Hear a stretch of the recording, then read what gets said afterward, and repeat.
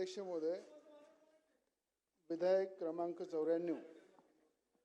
खऱ्या अर्थानं अध्यक्ष महोदय हे विधायक जे आहे अत्यंत पारदर्शकपणे आणि स्वच्छ भावनेने आणल्यासारखं दिसत आहे। अध्यक्ष महोदय, यामध्ये आपण पाहिलं या विधायकामध्ये ज्या स्लम भागात राहणारे लोक आहे, जे शहरी भागामध्ये नगरपंचायत, नगरपालिका, महानगरपालिका या परिसरामध्ये अनेक वर्षामध्ये जे तुकडे पाडून विशिष्ट काही लोकांनी जे तुकडे विकलेले आहे आणि त्या विकल्यामुळं त्यांच्या अनेक तुकड्यांच्या नोटरी झालेल्या आहे, म्हणजे नोटरी करून त्यांनी विकलेले आहे। तो नोटरी असल्यामुळं त्याचा फेरफार होत नाही, फेरफार झाल्यामुळं त्याच्यामध्ये येणे होत नाही, कुठली प्रोसेस आपण करू शकत नाही। म्हणून या नोटरीवर सुद्धा या कायद्यामध्ये कडक तरतूद केली पाहिजे आणि ज्या ठिकाणी त्या तुकड्यावर तुकडाबंदी कायद्याच्या आधारावर ज्या ठिकाणी असे तुकडे आहे, ज्या तुकड्यामध्ये खऱ्या अर्थानं प्राधिकरणांच्या सगळ्या एनओस्या, जसं महसूल मंत्री साहेबांनी सांगितलं की रहिवासी क्षेत्रामध्ये असलं तरच प्राधिकरणाच्या सगळ्या एनओस्या घेऊनच त्याच्यामध्ये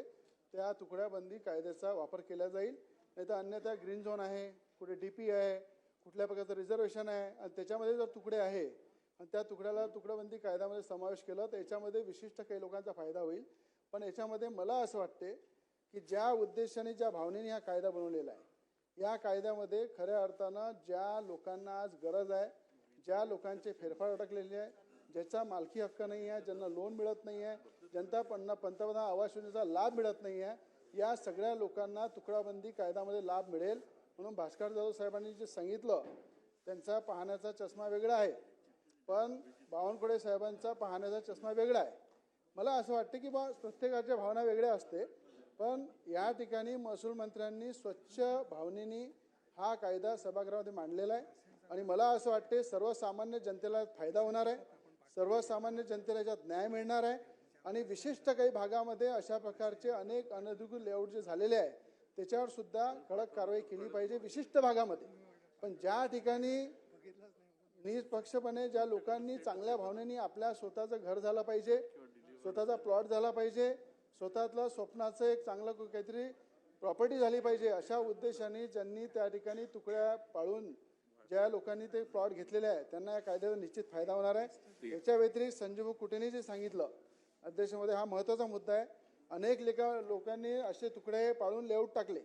पण आज मोठमोठे डीपी रोड जेव्हा तिथून गेले तर त्या जमिनीचे मालक अजूनही तेच आहे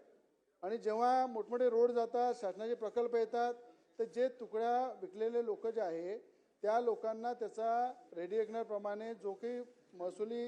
लाभ मिळते तो मिळत नाही, तो ओरिजिनल मालकाला मिळते। म्हणून याच्यावरही मला वाटते चांगल्या प्रकारे तरतूद केली पाहिजे की ज्या लोकांनी हे लेआउट टाकलेले आहे, ज्यांनी तुकडे बनवून विकलेले आहे, ते जे लाभार्थी ते राहतात त्याचं संरक्षण करून त्या लोकांना त्या शासनाच्या गेलेल्या जमिनीतून जो महसूल मिळते त्या लाभार्थ्यांना मिळाला पाहिजे। हे सुद्धा या कायद्यामध्ये तरतूद केली पाहिजे आणि मी या कायद्याचं समर्थन करीन। बावनकुळे साहेबांनी स्वच्छ भावनेने हा कायदा बनवलेला आहे, त्याचं जाहीरपणे माझं समर्थन आहे।